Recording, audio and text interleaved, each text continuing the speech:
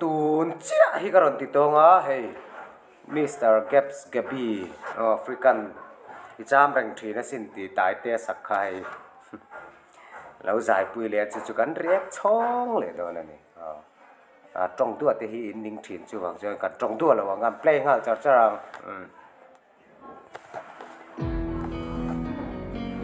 icham reng tin asin. Let's sing now, okay?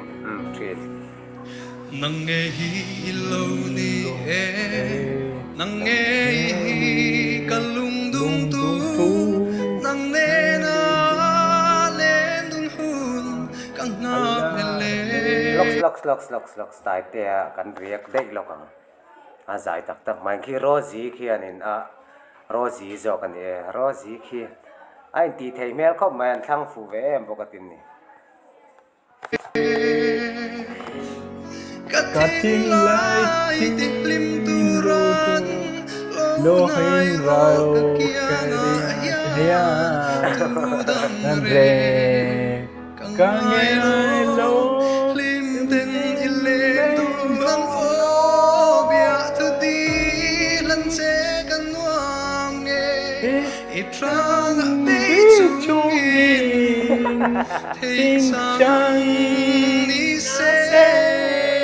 I'm getting it. Miss Take some nase.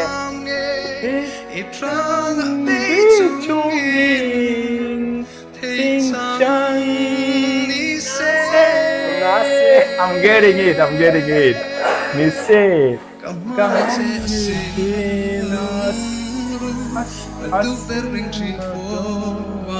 Alam tiam leo lo chưa thì nang ang chim so tu dang reng tung lo nghe hele china yo Katin lai ro qua icham reng tin asin you icham reng tin asin thì lắm Katin lai ro qua icham reng tin asin you icham reng tin asin.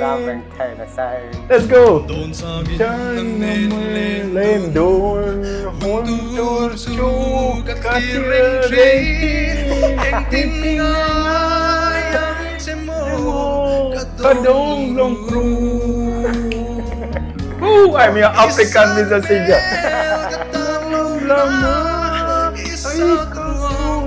Mawin na zong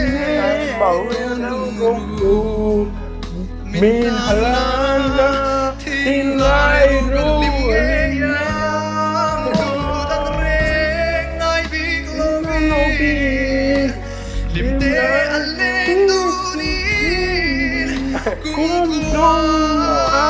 kalai chau vel kha chu alam asathiam ngang lo ani kha an ti don thina a ti le thelo tlat en thale anen le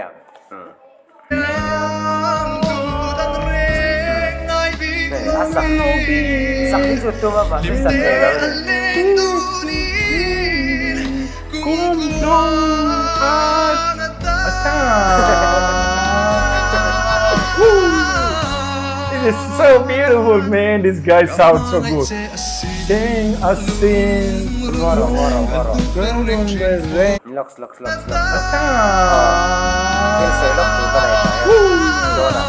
It is so beautiful, man. This guy. Oh, hey. Comment pakata masaka riek na han iha ai na ha var jok in an ron tia adik se ha var lutuk cái chú cả hai là hai chú var chiang này mình bula mi zir te pone vậy thì đang mo complexons It sounds so good. Ding asin, lung bereng te nanga. Hatin zu, timing loss.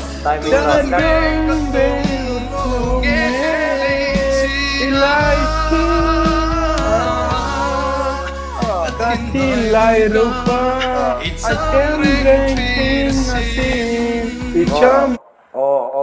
Aron sanon le don chia ni kha acham reng thi na tia acham lo icham ti tur va va ko tur khani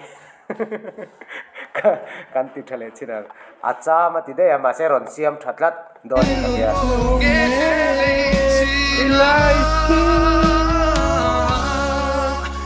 Katilai rupa Atem renting asin Icham renting asin. You get it? no Tell me what does it mean? Icham renting asin. This is so beautiful. Icham renting asin. You get it? Tell me what does it mean? Icham renting asin. This is so beautiful. Now I can sing a music song.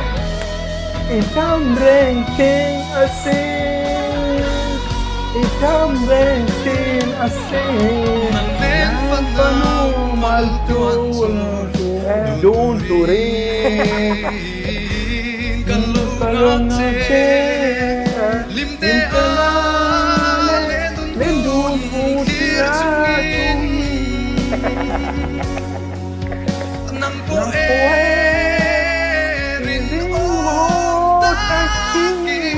nang lo de la reina nache de la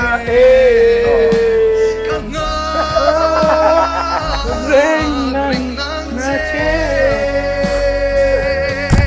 reina nache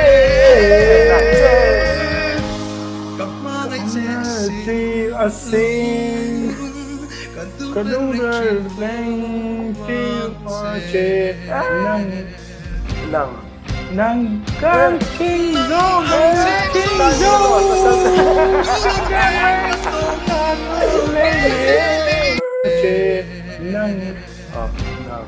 nang kan king zo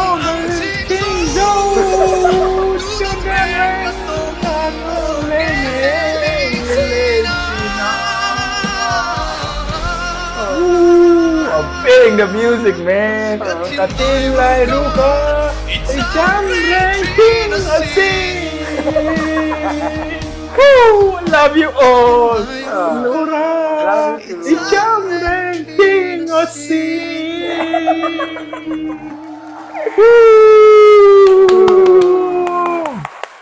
Wow, today I trong main ka trong deng havat lai ta ken me tak tak na he pahi atilo mom khom maya he aron riak na sa kan LPSU tai kon teron ngai lua lo mom khom mai skapia sonin mi dang ano man lo trong dewa in lo re tiam no